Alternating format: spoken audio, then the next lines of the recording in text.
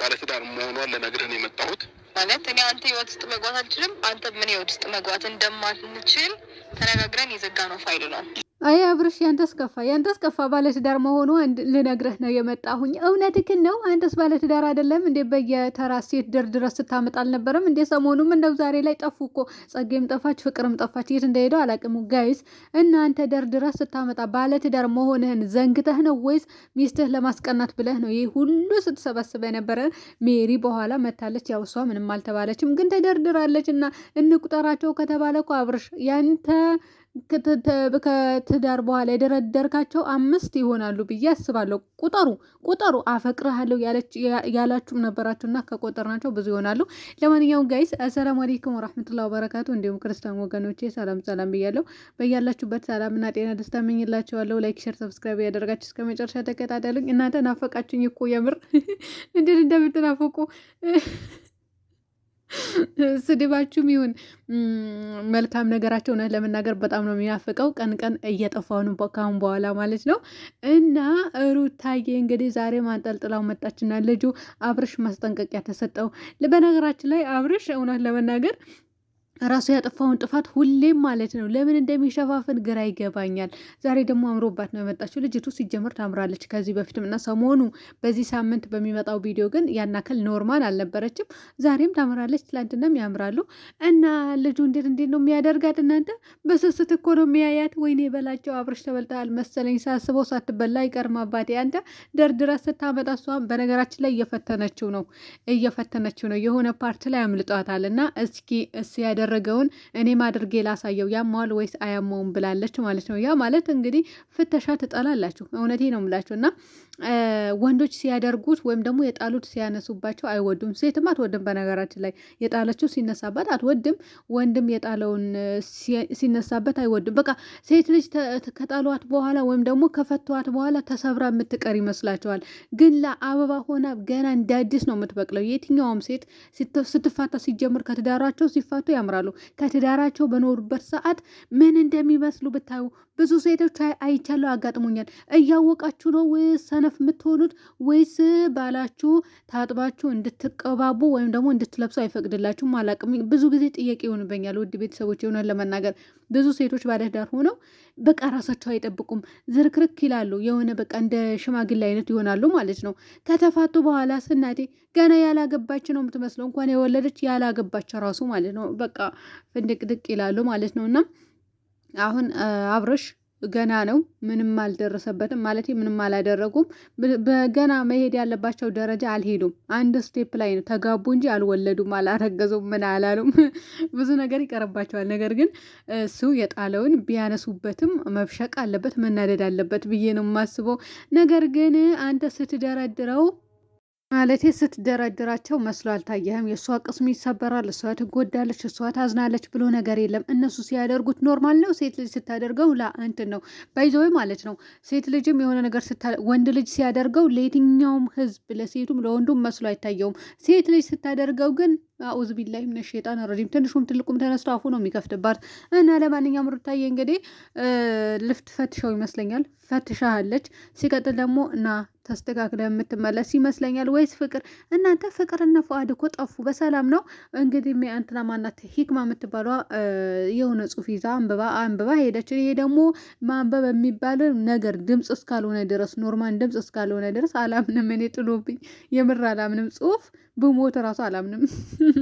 ይህንን ለጋሽ ማሙ ንገሯቸው፣ እኛ እንሸወድም። እና በትንሹም ቢሆን ቀምሰዋል አብረሽ ደግ አደረገችህም። ሲቀጥል ደግሞ እንዳንተ እንትን አላለችም። እውነት ለመናገር እንደሱ ያደረገችው ነገር አልታየኝም ውድ ቤተሰቦች፣ ምክንያቱም እያየነው ነው። እና ሂክማ ደግሞ ምን አለች መሰላችሁ? ስራ ነው እየሰራችሁ ያላችሁ፣ ግን ጭራሽ አበዛችሁ የቡታጀራ የተወሮች ብላ እርፍ አላለችም። አንቺ ምንድን ነው በአንዴ እንደዛ ወርደ ፍጥፍጥ ታደርጊዋለሽ እንደ እንቁላል አምጥታ እንግዲህ ጠፈጠፈችው ማለት ተናገረች ማለት ነው። ሁሉንም ነገር ስራ ነው እየሰራችሁ ያለችው ብላ የጓደኞቿ ሚስጥር አወጣች ማለት ነው። እንዴ እኛ ራሱ ጓደኛ ያልሆነው አላወጣንም። አንቺ በአንዴ ውልቅ። ኧረ ሼም የሚባል ነገር አለ። እውነት ነው ብለሽ አትሰክሽም እንደ ሰው እውነት ነው ብለሽ ካልሰራሽ ማለት ነው። አንድ ሰው ሰብስክራይብ አድርጉ 50 ሺህ አስገቡኝ ትላለች። ምስኪን ነበር። መቼም አትገቢም፣ ግዴታ መዋሸት አለብሽ። የምር ግዴታ መዋሸት አለብሽ። እኔ ራሱ ሳስበው ምን ነበረበት ከጅምሩ ጀምሬ እስከ ዛሬ ድረስ በዋሽ 50 ሺህ ገባ ነበረ። ቢያንስ 50 ሺህ ባልገባ ወደ 20 ሺህ 30 ሺህ ጠጋ ነበረ። እውነቴ ነው የምላችሁ። እና ዝም ብሎ በውሸት እከሌ እንዲህ አለች፣ እከሌ በዚህ ወጣች፣ እከሌ በዚህ ወረደች፣ የሰው ቪዲዮ ላ ድምፅ እየቀዳው የቆየ ምናምን ቪዲዮ እያመጣው እየፖሰትኩላችሁ ታደርጉኝ ነበር። አሁንም ቢሆን አደርጋችሁኛል፣ አመሰግናለሁ። እና እናንተ ውሸት የማትፈልጉ ልጆች ናችሁ ሰብስክራይብ ያደረጋችሁኝ እንጂ እውነት ለመናገር ውሸት የሚፈልጉትን አላደረጉኝም። አድርጉኝ። እናንተ መዋሸት ጀምራለሁ ከረመዳን በኋላ፣ ስለዚህ አድርጉኝ ማለት ነው። ረመዳን ሲያልቅ ነው መዋሻው። በነገራችን ረመዳን ሲያልቅ ሁሉም ነገር ጨርስ ሳደርግ ዋሻለሁ፣ እጀምርላችኋለሁ ማለት ነው። ይሄ ሰሞን ግን ማለት ነው ጋይስ ሳልዋሽም ምንም ሳልሳደብም ላይክ ሼር ሰብስክራይብ ያደርጉኝ እና አታስገድዱኝ። ማለቴ ቀን ቀን ስለማንሰራበት ቻናላችን ይወርዳል፣ ማታ ማታ ስለምንሰራበት ማለት ነው። ያው በስራ ቢዚ ስለምንሆን ነው እንጂ ራሳችን ጽድት አድርገን እንዳይመስላችሁ እሺ። ምክንያቱም ጽድት ማድረግ ሲኖር ማለት ነው ማታም ቀንም መጥፋት ነው ያለብን። ነገር ግን እኛ ተዝረክርከናል። ስለዚህ ብንዝረከረክም አላህ ይማረን እና ወንጀል እያወቁ እየሰሩ ማረን ይላሉ። እውነት ለመናገር ብዙዎቻችንን እና አሁን አብርሽና ሩታ ያው ከጨረሳችሁ በኋላ እንግዲህ ሩታ አይታችኋታል። ማይኩም ይዛው ነው የሄደችው። ካሜራማንም ራሷ ናት ያመጣችውና ስለዚህ ስልኩን ማንሰጠው ቪዲዮ ማንሰጠው ሩታዬ ስትሄጂ ያኔ አንቺና ይሳቅ ሄዳቸዋል ማለት ነው። እና ስትሄዱ ቪዲዮ ማንሰጠው ለአብርሽ ጥያቄ ሆኖብኛል። ማይኩም እንግዲህ ይዘሽው ሄደሻል። ካሜራው ሺ ቆመ እንባልና ማይኩ ለካሜራማኑ ሰተሽው ነው መሆን አለበት ማለት ነው። እና እንዴ በቃ የባልሽም ቻናል ማሳደግ እንዳለብሽ አውቀሽ ማለት ነው የእሱም ቻናልም ማንቀሳቀስ አለብኝ ብለሽ በሱም ቻናል እኮ ቪዲዮ ሰራሽ። ስለዚህ አሁን ተለያየን፣ ተቆራረጥን፣ ተፋለጥን ብትሉ ማን ነው የሚያምናችሁ? እናንተ ቪዲዮ ቀርጸሽ በገዛ እጅሽን ስልክ ይዘሽ ማይኩን ምናምን ካሜራ ደቅነሽ የኔ ውድ ትችይበታለሽ። እውነቴ ነው የምልሽ ትችይበታለሽ። ግን ባለትዳር መሆኗን አብርሽዬ እኮ ሚስትህን የሚያሰድብ ተግባር ነው፣ ስራ ነው እየተናገርክ ያለው በዚህ አጋጣሚ ማለት ነው። ማለት እንዴት ነው እየሆንሽ ያለሽው? በኋላ ይጸጽጥሻል። በኋላ አንተ ሳይጸጽትህም ሰሞኑን ስታደርገው አልነበረም እንደ ያንተስ ከፋ።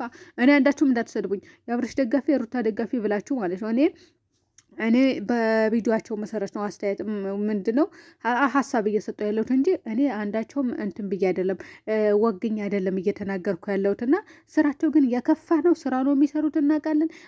አሁንማ እናንተ ኧረ የምር ፈጣሪያችሁን አመስግኑ። ሙስሊሞቹም ክርስቲያኖቹ ማለት ነው። ማለት እንደባለፈው ስላላመጡብን እንደዚህ ረጋ ሰከን ብለው እኮ መጡ። እንዴ በአፈር ረመዳን ነው አሁን ስጀምር ስራ አለብን ብለን እንደምንተዋቸው አውቀው ሰዓታቸውም አውቀው እየለቀቁ ነው። ሁለተኛ ደግሞ ራሳቸውም ጽድት አድርገው ማለት ትንንሽ እንደዚህ ጓገጭ የሚደረግ ቪዲዮ አይደለም እየተለቀቀልን ያለ ነው። አልሐምዱሊላ አሁንማ ተመስገን በሉ ክርስቲያኖች ደግሞ ነዴ ነው ብላችሁ ፈጣሪያችሁን አመስግኑ። ወንጀል እንዳንገባ አድርገውናል ማለት ነው በዚህ አጋጣሚ። እና ለማንኛውም ጋይስ ሰላሙን ሁኑልኝ በያላችሁበት። ቻው